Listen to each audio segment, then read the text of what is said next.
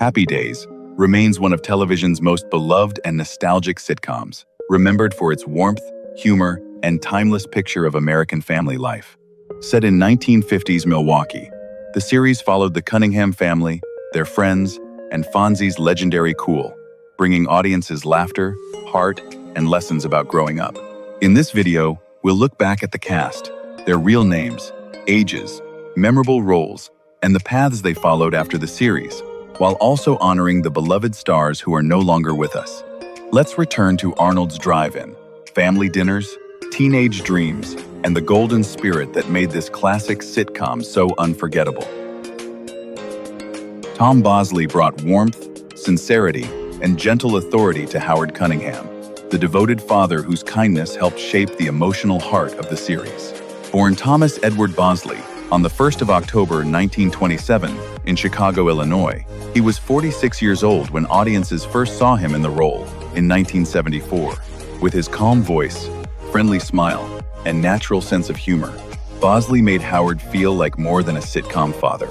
He was patient, dependable, and quietly wise, often offering guidance without ever losing the tenderness that made the character so beloved. His performance gave the Cunningham family a steady center and made viewers feel as if they were watching someone familiar and real. Before becoming a television favorite, Bosley had already earned respect on stage, winning a Tony Award for Fiorello and building a strong career across theater and screen. He later appeared in Murder, She Wrote and Father Dowling Mysteries, showing his range beyond comedy. Tom Bosley died on the 19th of October 2010, at the age of 83 from heart failure, following a brief battle with lung cancer. His legacy remains tied to warmth, dignity, and a father figure whose quiet goodness still feels timeless. Erin Moran brought innocence, energy, and emotional honesty to Joni Cunningham, the spirited younger sister whose growth from a playful teenager into a young woman touched many viewers.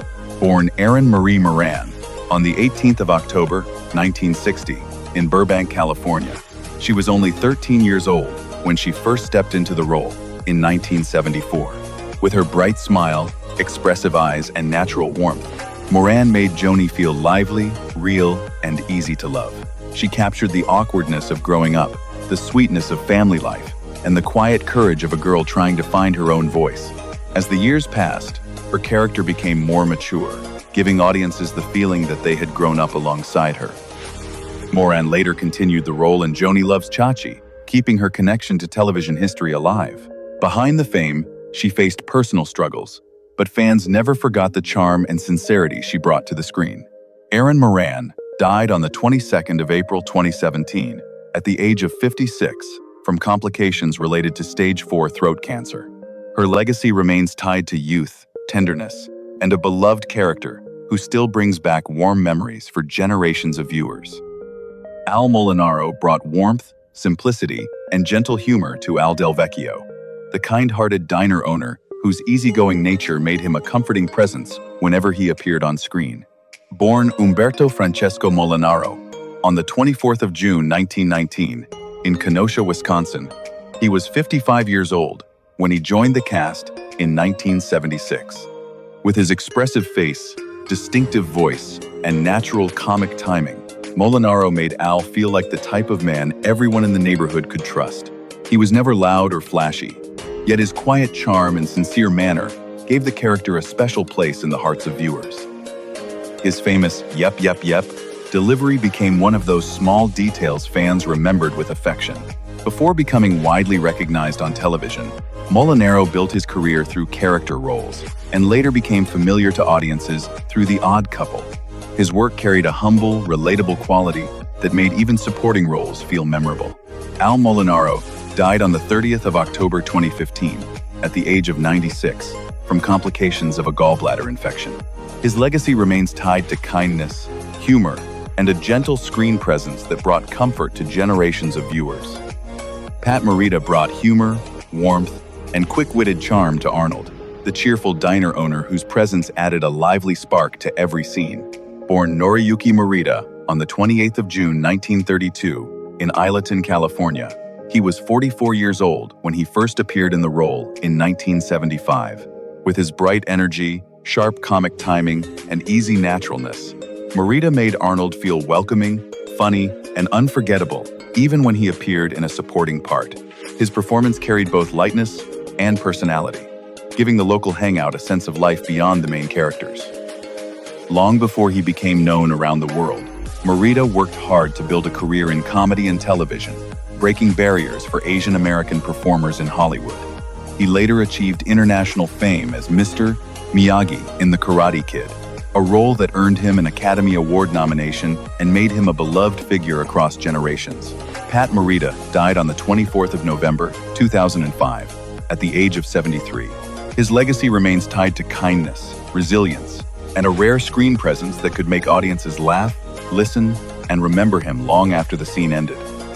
Cindy Williams brought sweetness, energy, and effortless comic charm to Shirley Feeney, the bright and lovable young woman whose warmth made her stand out from the moment she appeared. Born Cynthia Jane Williams on the 22nd of August 1947 in Van Nuys, California, she was 27 years old when audiences first saw her in the role in 1975. With her expressive face, playful timing, and sincere presence, Williams made Shirley feel both funny and deeply human. She had a rare ability to turn simple moments into something memorable, whether through a nervous glance, a cheerful smile, or the natural rhythm she shared with Penny Marshall. Their chemistry became so beloved that it helped lead to one of television's most successful spin-offs, where Williams reached even greater fame. Beyond this character, she also gave memorable performances in American Graffiti and The Conversation, proving her talent could move easily between comedy and drama. Cindy Williams died on the 25th of January, 2023, at the age of 75 after a brief illness. Her legacy remains tied to laughter, tenderness, and a joyful screen presence that continues to bring comfort to fans who remember her with affection. Penny Marshall brought boldness, humor, and unexpected tenderness to Laverne DeFazio, the tough and lovable young woman whose confidence made her impossible to forget. Born Carol Penny Marshall on the 15th of October, 1943, in the Bronx, New York, she was 31 years old when audiences first saw her in the role in 1975. With her raspy voice, sharp timing, and wonderfully natural screen presence, Marshall made Laverne feel funny, fearless, and deeply human. Beneath the character's streetwise attitude was a generous heart, and that mix of comedy and vulnerability helped turn her into a television favorite. Her chemistry with Cindy Williams became one of the most memorable female friendships of the era and led to even greater success on television. Beyond acting, Marshall became a groundbreaking director, helming beloved films such as Big, Awakenings, and A League of Their Own. She proved that her talent reached far beyond sitcom comedy, opening doors for women behind the camera. Penny Marshall died on the 17th of December, 2018, at the age of 75 from complications related to diabetes. Her legacy remains tied to laughter, strength, and a trailblazing career that continues to inspire generations. Beatrice Colin brought brightness, humor, and lively charm to Marcia Sims, the friendly car hop whose quick energy added personality to the show's early years. Born on the 10th of January 1948 in New York City, she was 24 years old when audiences first saw her in the role in 1974. With her expressive face, upbeat delivery, and natural comedic rhythm, Colin made Marcia feel like a small but memorable part of the world around the Cunningham family. She did not need long speeches to leave an impression. Her presence helped give the local hangout a cheerful, lived-in feeling that made the setting feel more real. Beyond this role, she continued working steadily in television, appearing in several series throughout the 1970s and 1980s, and showing the kind of reliable character acting talent that often brings warmth to every scene. Though her time on screen was shorter than many of the main cast members, her contribution remained part of the show's nostalgic charm. Beatrice Colin died on the 18th of November, 1999, at the age of 51, after a battle with lung cancer. Her legacy remains tied to youthful spirit, gentle humor, and a performance that still holds a special place in the memories of longtime fans. Gary Marshall brought heart, humor, and a deep understanding of family storytelling to the series, shaping the world that made its characters feel warm, familiar, and unforgettable. Born Gary Kent Marshall on the 13th of November, 1934, in the Bronx, New York, he was 39 years old when the show first aired in 1974. Though he was not one of the main faces on screen, his creative voice was felt in every moment of laughter, kindness, and nostalgia. Marshall had a rare gift for building stories around ordinary people and making their emotions feel universal.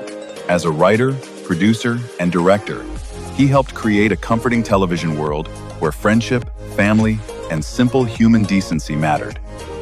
His influence reached far beyond this beloved sitcom, with later work on films such as Pretty Woman, Runaway Bride, The Princess Diaries, and Beaches.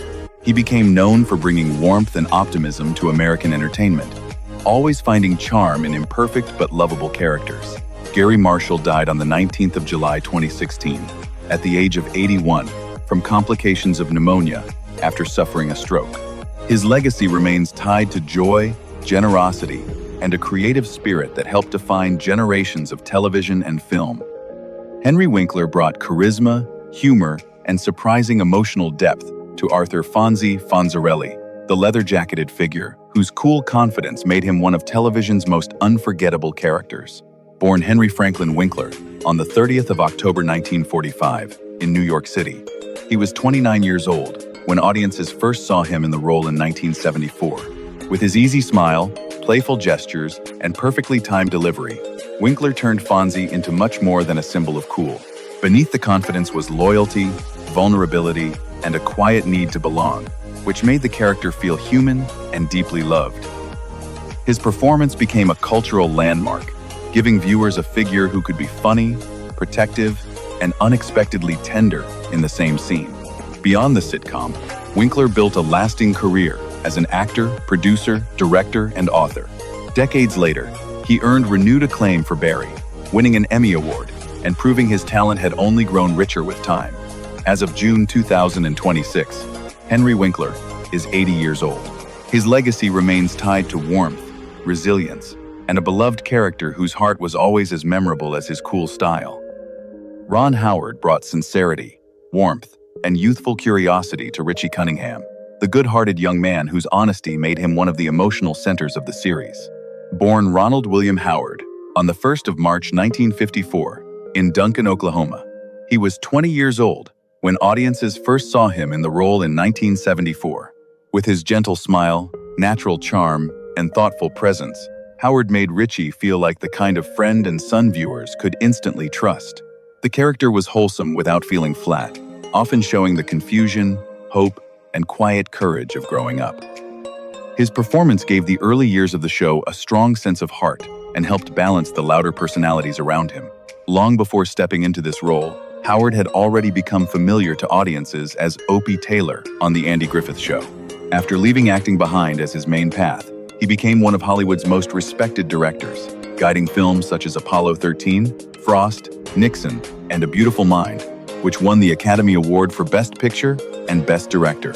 As of June 2026, Ron Howard is 72 years old.